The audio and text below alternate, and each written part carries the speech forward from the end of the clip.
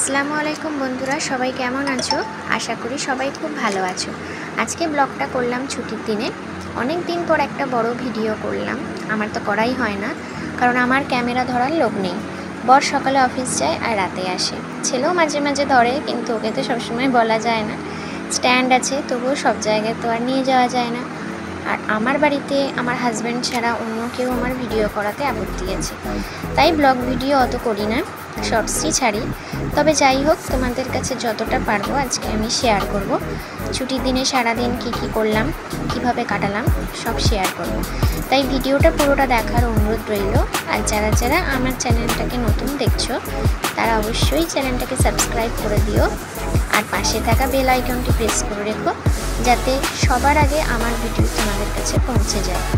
আর আমার তো সাবস্ক্রাইবার এখন লাগবেই, কারণ আমার 500 সাবস্ক্রাইব এখনও পূরণ হয়নি, তো 1000 তো দূরের কথা। তাই সবাই আমার চ্যানেলটাকে অবশ্যই সাবস্ক্রাইব করে দিও। তো চলো আজকে ভিডিওটা শুরুই করলাম ঘর গোছানো দিয়ে। আমি অনেকক্ষণ উঠেছি, ছেলে এতক্ষণ ঘুমাচ্ছিল বলে ঘর গোছাতে পারিনি। আমার বাসন মাজা, কাপড় কাচা সব হয়ে গেছে। কাপড় শুকাবার সময় দেখি ছেলে উঠেছে। ঘড়িতে এখন 9:30 বাজে। সব গুছিয়ে নিচে যাব, চা খেয়ে রান্নার দিকে যেতে হবে। ছেলেকে খেতে দিয়ে দিয়েছি, আমার দেরি হবে বলে, কারণ আমি আবার ঘর অগোছালো হয়ে থাকলে খেতে মন চায় না।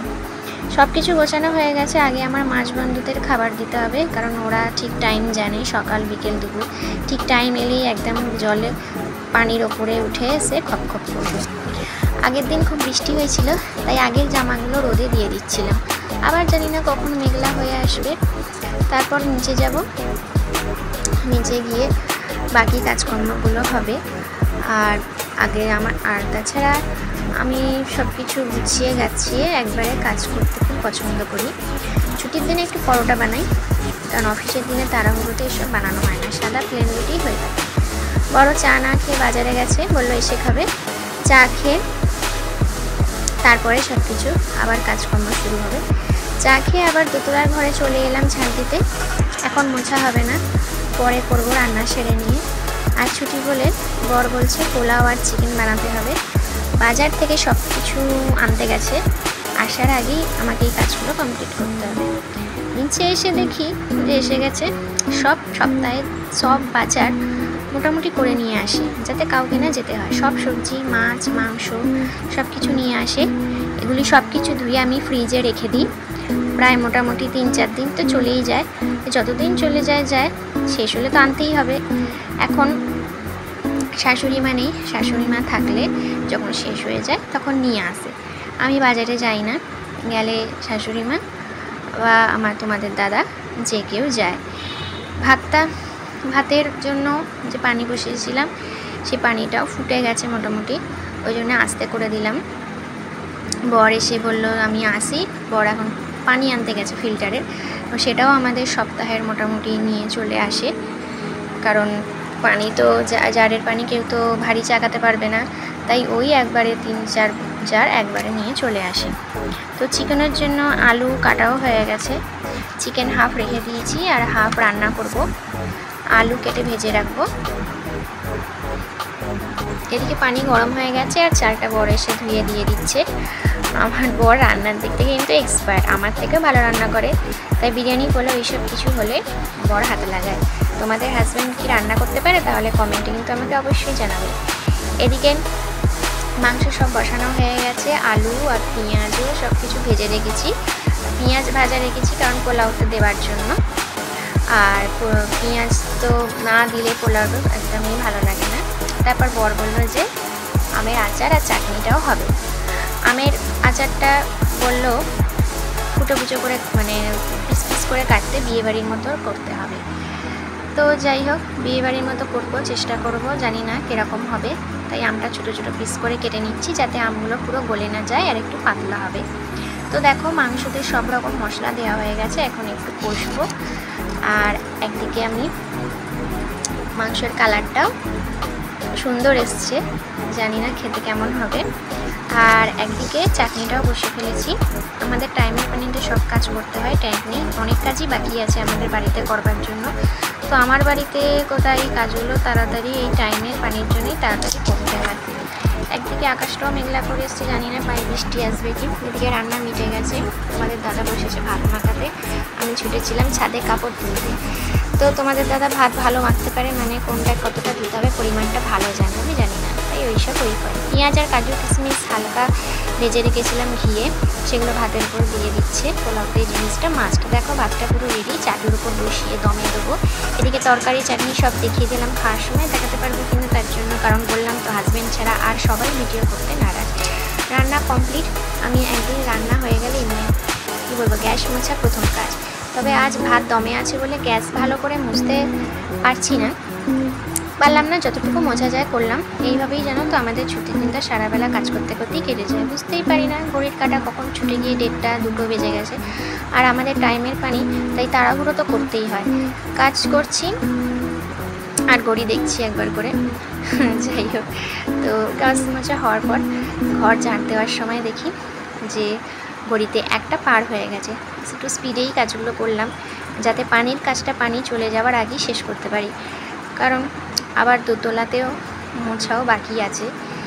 তো এবারে আমার বাসন ধোয়াও কমপ্লিট, সেটাও দেখাতে পারলাম না, কারণ আমার ক্যামেরা ধরার 2জন লোকই আমার নেই।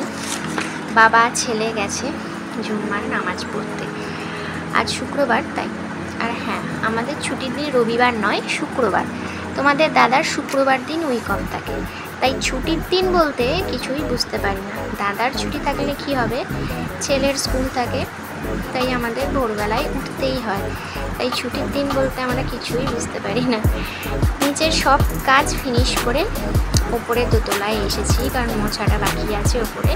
হাঁপিয়ে গেছি, খুব খিদে পেয়েছে, তাই বিস্কুট খেয়ে ভাবলাম একটু পানি খেয়ে নিই। আর ওদিকে নিচে বাবা ছেলে দুজনেই নামাজ পড়ে চলে এসেছে, আমি বলেছি আমার দেরি হবে তোমরা খেয়ে নাও। এদিকে সোফায় জামা কাপড় ভর্তি হয়ে আছে, পরে গুছাবো, এখন সময় নেই। ছুটির দিন এত দেরি, ছুটির দিন বলেই এত দেরি হয়, অন্য দিনে এত দেরি হয় না, কারণ বর 8:30টার মধ্যেই অফিসে বেরিয়ে যায়। তো তার মধ্যেই আমার রান্না বান্না, ভাত তরকারি রুটি চা সব কিছুই কমপ্লিট হয়ে যায়, কারণ সব কিছু খেয়ে ও নিয়েও যায় অফিসে। তো আমি তার সাথে, আমার বরের সাথে সাথে আমাকেও বেরোতে হয়, কারণ ছেলে 9টায় ছুটি থাকে স্কুল থেকে, তো আমি 8:30টায় বেরিয়ে যাই। তো তার মধ্যেই মোটামুটি সব কিছু যদি কমপ্লিট না হয়ে যায়, মানে যদি টাইম থাকে তবে বাসন মাজা কাপড় কাচা এগুলোও হয়ে যায়, আর যদি টাইম না থাকে তো আমি এগুলো আবার 11টার সময় পানি আসলে তারপরে করতে হয়। তো ছুটির দিনেই আমার বেশি একটু কাজ হয়ে যায়, মানে বেশি পরিশ্রম হয়ে যায়, কিন্তু যেদিনকে অফিস থাকে বরঞ্চ আমার সেদিনকেই হালকা লাগে, কারণ সকালেই মানে অর্ধেক কাজ আমার সব কিছুই হয়ে যায়, তাই কাজের দিনেই আমি বেশি একটু আনন্দ লাগে। আমার সব কাজ কমপ্লিট বন্ধুরা, এখন ঘড়িতে 2টো বাজে। ওদিকে ছেলেকে খেয়ে নিতে বলেছি, ছেলে খাচ্ছে, বর বললো তুমি আসো তারপরে খাবো। তো সব কাজ কমপ্লিট, এখন গোসল করবো, গোসল করে তারপর দেখা হবে খাওয়ার সময়। গোসল করে ভাত নিয়ে বসে পড়েছি, দেখো আমরা কিন্তু হাঁড়ি শুদ্ধ নিয়ে বসে পড়েছি, কারণ এই বারবার ওই রান্নাঘরে গিয়ে নিয়ে আসো খাও, আমাদের বাবা ওইসব পোষায় না, তাই হাঁড়ি শুদ্ধ নিয়ে বসে পড়েছি। বন্ধুরা কিছু মনে করো না, পোলাওটা ভালোই টেস্টি হয়েছিল, সব কিছু একদম পরিমাণ মতো হয়েছিল। আর আমার বর মানে এইসব বিরিয়ানি পোলাও এইসবের দিক থেকে রান্না একদম এক্সপার্ট, মানে মেয়েদেরকেও হার মানিয়ে দেবে।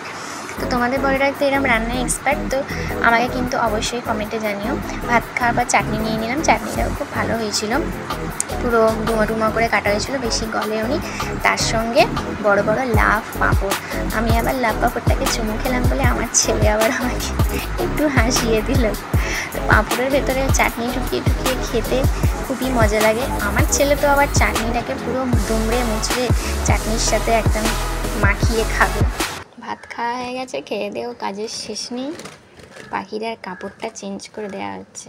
দেখ কি অবস্থা করেছি, পটি করে খাবার ফেলে পুরো নোংরা করেছি, তাই জন্যে কাপড়টাকে চেঞ্জ করে দিচ্ছি।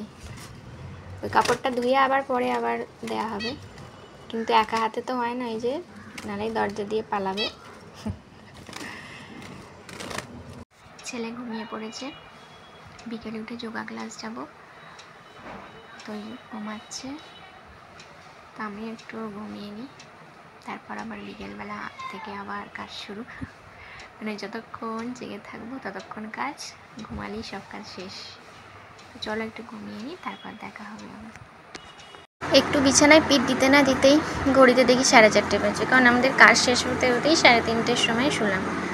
তো যাই হোক, ছেলেটাকে ডাকলাম জোর করে, দুজনেই ঘুম ভাঙতে চাইছিল না, তাও জোর করে উঠলাম, কারণ 5টা থেকে যোগা ক্লাস, তার মধ্যেই যেতে হবে। তাড়াহুড়ো করে রেডি হচ্ছিলাম। বর এখনও ঘুমাচ্ছে। ও ছুটির দিনে একদিন বাড়ি থাকে, তাই ওকে আর বলি না, কারণ ও যেতে চায়, বলে আমি দিয়ে আসবো। তো আমি বলি, বারণ করি না, তোমাকে দিয়ে আসতে হবে না, একদিন বাড়িতে থাকো, একটু আরাম করো, রেস্ট করো, আমি যেমন রোজ দিয়ে আসি আমি পারবো। আর আমি তো দুবেলাই সাইকেল চালাই, ছেলেকেও মানে ওর বাবা দিয়ে আসে আর আমি নিয়ে আসি স্কুল থেকে। আর বিকেলে যোগা ক্লাস কি ড্রয়িং ক্লাস, দুটো জায়গাতেই আমি দিয়ে আসি নিয়ে আসি। তাই দেখছো আমার চেহারা কত বডি ফিট আছে, আমি কত রোগা। সবাই বলে এত রোগা কেন?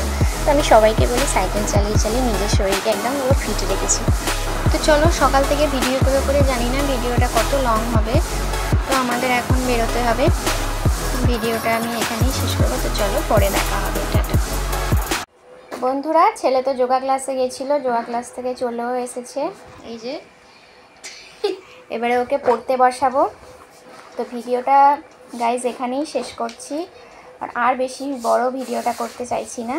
এরপর ওকে পড়তে বসাবো, তারপরে রাতে রুটি করে ডিনার করেই তো আবার ঘুম, তারপর দিন থেকে আবার জেগে সেই শুরু ডেলি রুটিন। তো বন্ধুরা, আজকে আমার ভিডিওটা যদি ভালো লেগে থাকে তো অবশ্যই একটাই কথা বলবো, লাইক কমেন্ট শেয়ার করতে ভুলবে না। আর অবশ্যই যারা যারা সাবস্ক্রাইব করোনি, তো আমার চ্যানেলটাকে সাবস্ক্রাইব করে দিও, আমার পাশে থেকো। আর সবাই খুব ভালো থেকো, আনন্দ থেকো, সুস্থ থেকো, আমরাও থাকবো আলহামদুলিল্লাহ। তো চলো, ভিডিওটা এখানেই শেষ করছি, টাটা, আল্লাহ হাফেজ।